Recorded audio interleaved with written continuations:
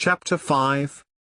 Teo hummed to himself the tune of Count Basic's 10 clock jump, click. Ing his fingers to the rhythm as he stepped out of the hall into the cold. He lifted his shoulders and drew the tips of his coat collar tightly beneath his chin. All around was the lazy English drizzle which floated aimlessly in the air, like harmat and dust, only worse. Nigerian rain always fell with purpose, in serious torrents, watering the earth and then stopping. In England, drizzle lingered for. Teo tugged again at his collar and kept walking. As he crossed the quad, he nodded to some young men on their way to dinner, who looked surprised that he would acknowledge them. They each wore their gowns, as was mandatory for hall and tutorials. The lengths of the gowns varied according to student's performance in entrance exams. Teo felt thankful not to be a fresher again, with first-year anxieties only exacerbated by these visible markers of alleged intelligence. He still worried about work, but not at all about his social life. Except for today, as he thought of seeing Christine after the long summer break. They had had an argument just before the summer holidays, and a few weeks later Christine sent him a letter telling him that their relationship was over. She had taken offense at being called clingy and had accused Teo of looking for an excuse to court other women. From Teo's mind, he had only been trying to tell her that he wasn't ready for a long-term commitment. He didn't want to make their same mistake he'd made with Modupe, but neither did he want the relationship with Christine to end. He kept hoping that Christine would change her mind. But as the weeks went by with no word from her, and as he began to meet new people, he decided that perhaps the break had been a good thing. The room booked for the West Africa Society meeting was in the basement.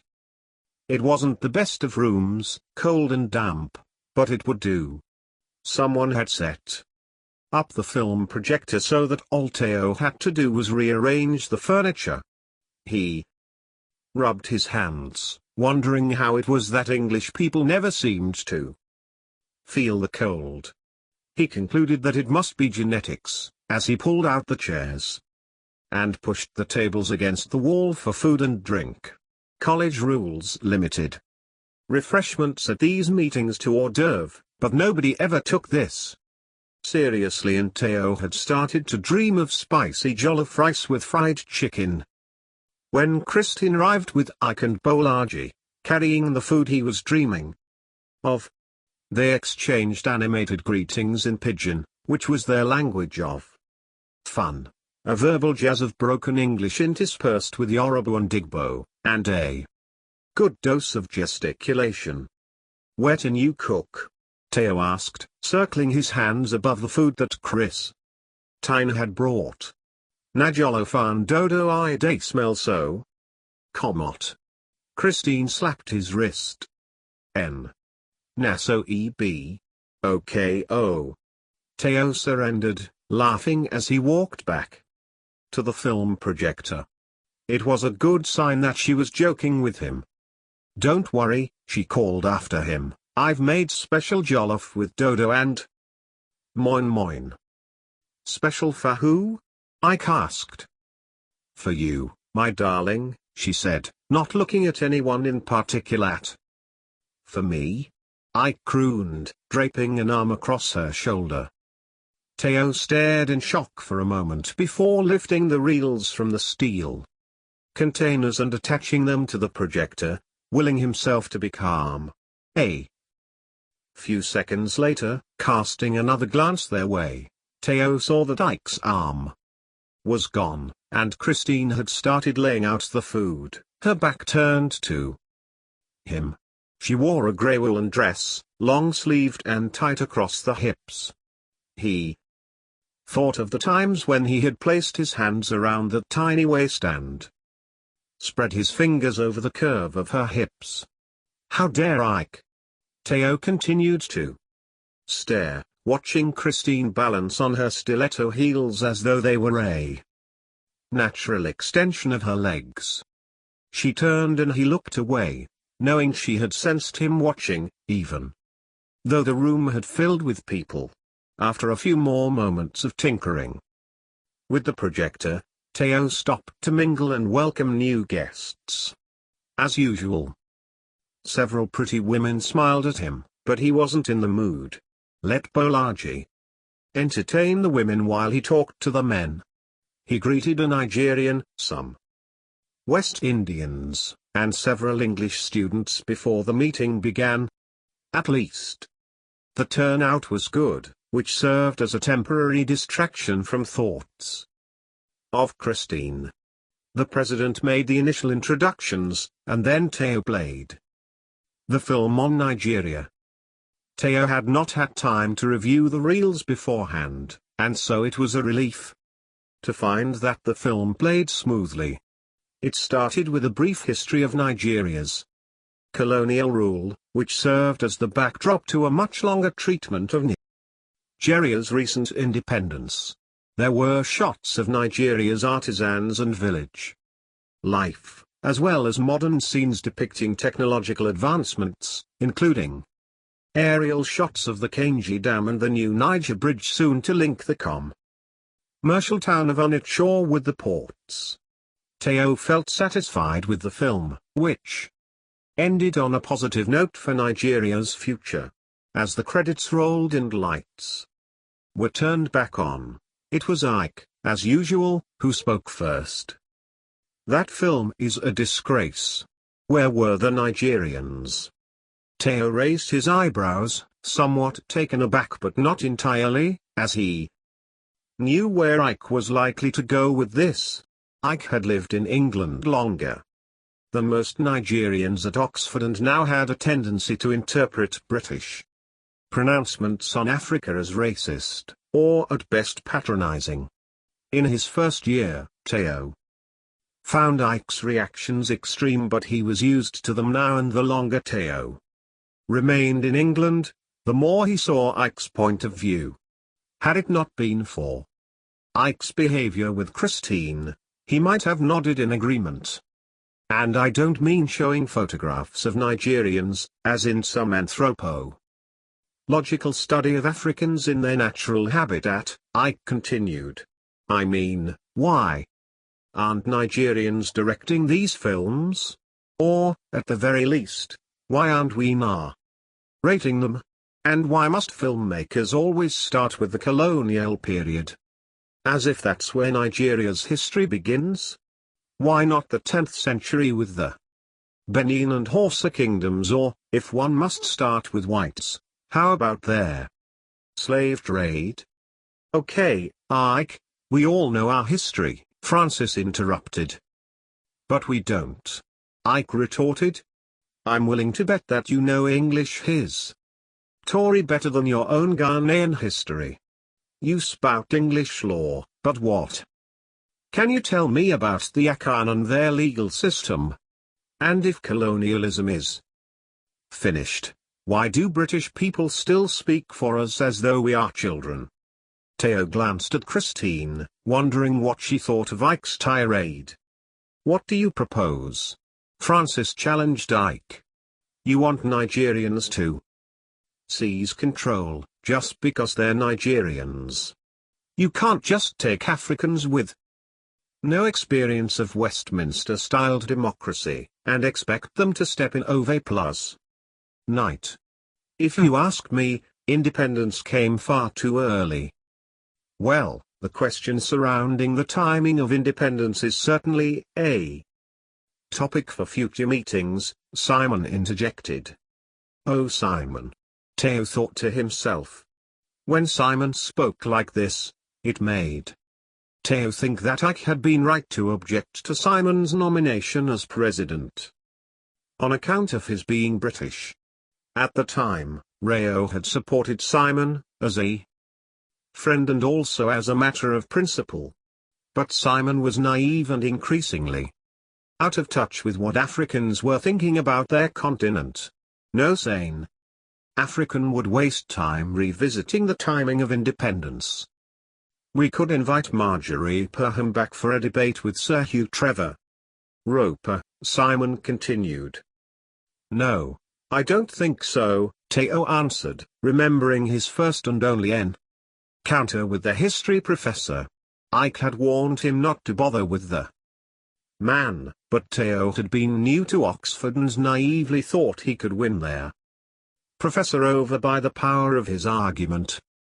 What you're suggesting, Simon, is precisely what I'm talking about, Ike snapped.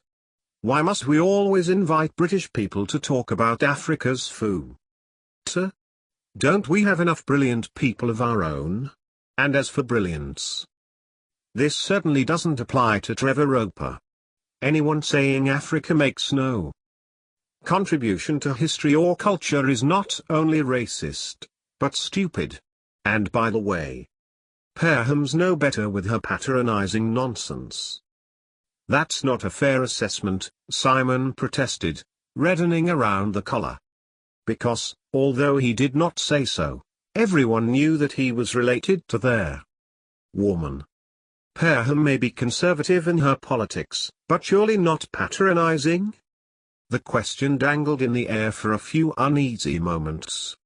Any other ideas for speakers? Someone asked. Names were proposed and the discussion moved on, but as soon as someone suggested the topic of negritude, Ike was back. And this is the other problem. Negritude is an ideology of the elite, completely devoid of meaning for the masses. No, you must listen, he insisted, responding to grumblings from the floor. Negritude is an ideology suggesting that Africans are blessed with a soul and not reason. They would have us believe that Africans can sing, dance, and feel, but not think. To merely emphasize the supposed African capacity to hear rhythm only supports the racist views of people like Trevor Roper and Gobina. Hence an excellent topic for discussion. Everyone's eyes turned to the female speaker with the long brown hair swept over one shoulder. She had not said a word until now, but Teo had noticed her earlier and had the feeling that he had met her somewhere before. One thing it could be argued, she was saying, that proponents of negritude, like Ciceron Senghor, don't just see African culture as Africa's only offering to Western civilization, but rather one of many contributions. Also, isn't it Singh who speaks of the importance of cross-cultural breeding? Teo smiled privately at the look of shock on Ike's face and racked his brain for where and when he had seen this woman previously. She had to be from St. Hilda's, but what did she read? A historian perhaps, or a classicist? He would have to find out after the meeting. I don't believe we've met. Teo extended a hand. Vanessa Richardson. Pleased to meet you. She stood a few inches shorter than him, fixing her gaze on him so that he found it impossible to let his eyes wander down the rest of her body. He had to content himself with her face and eyes, which were blue and clear like a child's. And the color of her hair he now noticed was more golden than brown. My name is Teo. Teo Ajayi. T if you like. Yes. Teo Ajayi. You pronounce it well. He smiled, liking the fact that she opted for his full name. And thank you for your contribution to the discussion. We need people like you to take on our radicals. But I didn't add much. Besides, I thought the other speaker made some valid points. What do you think? She slipped her hands into her pockets. He admired her dark brown coat with its large chestnut buttons, and thought how stylish it was. I thought I should give others a chance to expound, he said. Although I was going to take you up on your point about cross-cultural breeding. Oh, were you? Yes. He laughed, remembering now where he'd seen her. It was at Charlie's place.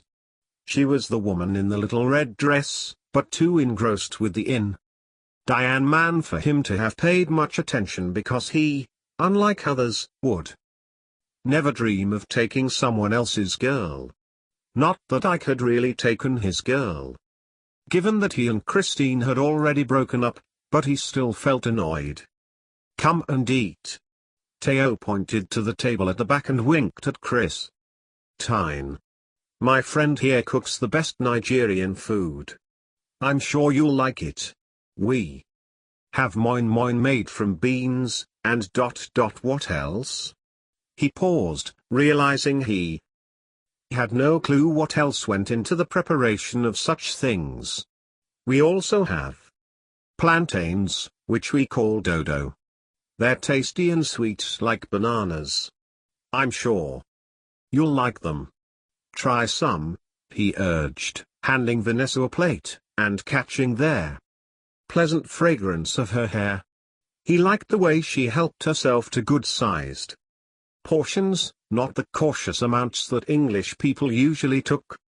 So did you come with a friend? He asked, as they moved from the table. Is that a requirement? No, not at all, he said, bemused by her wit. I came on my own. She smiled. Really? You sound surprised. I am. How can such a beautiful young lady be without an escort? And why is that strange? She held his gaze. Don't tell me you're one of those men who believes women need protecting. Oh no, it's the men, Vanessa, who need protecting from fighting over you. He smiled but then decided he had gone too far with the fighting bit and opted a serious tone to ask about her interest in Senga. It's the combination of poet and politician that appeals to me, she replied, resting her fork on the plate. He's different, and I like that.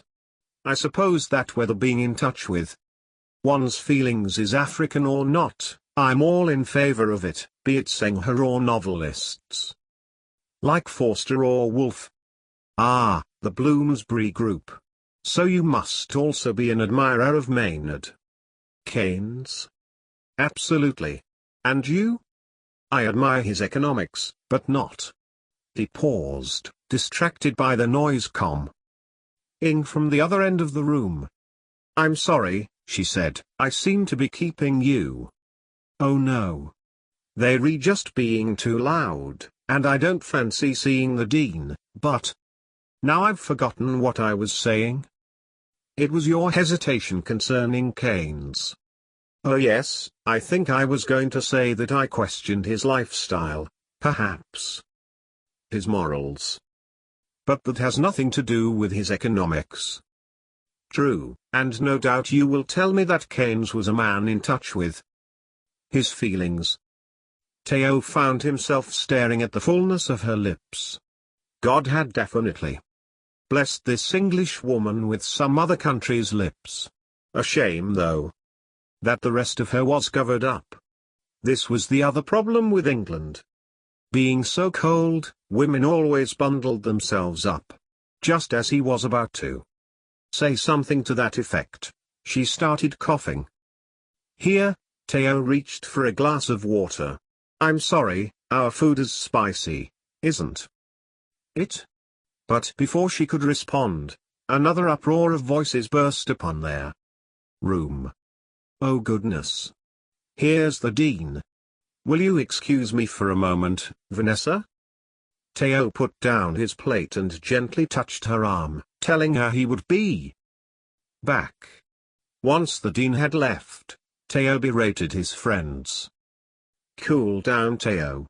Noise never hurt anyone, Ike replied, dismissively. Teo shook his head, mildly irritated. He looked for Vanessa and found her buttoning her coat. You're not leaving, are you? I was just beginning to enjoy our conversation. Just beginning? She smiled. Well, yes. He laughed. T was clinging to your every word, even as you coughed, so you must least allow me to walk you back to your college. As a believer in feelings, I'm sure you wouldn't want to hurt mine, would you? No, she smiled, but I've got my bicycle, so I don't think feelings come into this. Then I'll take you to the Porter's Lodge. This is a dangerous college full of crazy Marxists, including our master. He was keen to make a good impression, but seemed incapable at that moment of anything but a silly grin as he extended his arm and guided her out of the door. They stepped out into the still damp and foggy evening, and crossed the main quad, passing in front of the dimly lit junior common room where a student band was playing dreadful music to a drunken audience of freshers. Well, at least that should keep the Marxists out. Vanessa laughed. Terrible. Theo winced. They walked from the old building, past the Porter's Lodge and onto Broad Street, where Vanessa had left her bicycle. It was nice talking to you, Vanessa. I hope you come back. He steadied her bicycle as she got on and waved goodbye, watching for a moment as she pedaled away. Theo. Theo. Theo. Ike grinned when Theo returned. Quite a stunning girl you found there. You take praise. Theo tapped Ike on the side of his head. And a white woman, too, Christine added. Anything wrong with that? Theo asked. Yes, so what's wrong with white women? Bolaji asked. I want to know. Too. Everyone else had gone and the four of them were tidying up. I didn't say anything was wrong, Christine replied. But you implied it, Bolaji added. Well, Ike laughed. I certainly think something's wrong with black men. Always going for the so-called English honey. Hey, I was just doing my job by talking to the new members, Theo replied. Don't vex me now, I beg. So you're feeling guilty as charged? Don't mind him. Bolaji dismissed Ike with a flick of the hand. But Christine, I think you need to explain what's wrong with English women.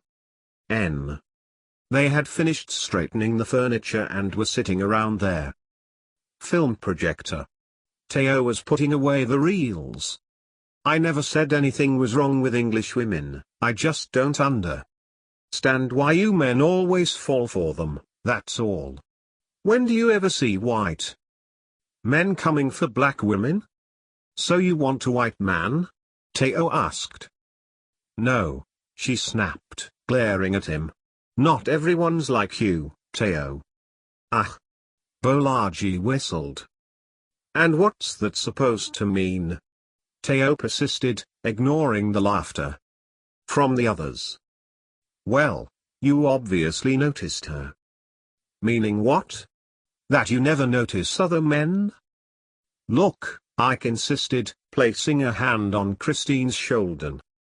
Carry these plates outside. We don't want to get locked out of college. Theo kept quiet as he fiddled with the films that he had already finished packing. Theo, Christine called, lingering after Bolaji and Ike had left. Why? You come to my place for some coffee and we can talk. That sounds nice. A happy threesome, you, me, and Ike? Are we jealous? What's there to be jealous of? Your choice, she shrugged. And for your information, Ike won't be there. So maybe I'll see you later. Whenever he stepped into Christine's flat, Theo thought of home, never quite knowing why. Perhaps it was the smell of Christine's cooking that reminded him of Mama, or the fact that she frequently played high life and juju music. Perhaps it was now simply nostalgia for what used to be. Whatever it was, he had missed it, and by the time he arrived, Christine had put the kettle on, and the flat felt invitingly warm after the cold and damp of outside. They exchanged news of their summers, and while Christine got the mugs and the milk, he stared aimlessly around the room. You can sit if you like. Christine waved at the table. He sat and picked up one of her books. I think you might enjoy that one, she said, watching as he flipped through it. And I suppose that this lonely Londoners will tell me why I shouldn't look at English girls. Oh, don't be silly. She laughed, handing him a mug and sitting down at their other end of the table. So why am I here, Christine? Why me and not Ike? I wanted to talk to you, Theo. Why can't you talk to Ike? Why do you keep bringing up Ike? Well, it looks like you and he are what? Are some sort of couple. And if we were? Well, are you? What do you think? I really don't care. Then why do you keep asking? Why do you keep avoiding an answer? Because Ike has nothing to do with this. One just thought one could talk to as a friend. Theo waited for her to finish speaking, watching as she stared blankly across the room. I feel scared, she said. I'm scared about my next tutorial, I'm scared about exams, I'm scared about what my parents will think if I don't do well. He stood up and went to sit in the chair next to hers. Christine, you're going to do fine. You'll do fine in all of those things, and you've always done well. But that's the point, Theo. She glanced at him. I've always done well. Which means that everyone now expects me to continue doing well, but what if you will? But I won't, she said, shaking her head. It's just luck, Theo, and everyone else is so much brighter than I am. It's only because I study so hard. Please don't cry, Christine. He moved his chair back so he could reach and hold her arms. And just look at these tears, they're soaking up my shirt. He said, trying to make light of it. She lifted her head and because he didn't know what else to say, he started wiping the tears awkwardly with his thumbs. She smiled a little as he pulled her face to his and, without intending to, he started to kiss her. It seemed the only thing, the best thing, to do under the circumstances.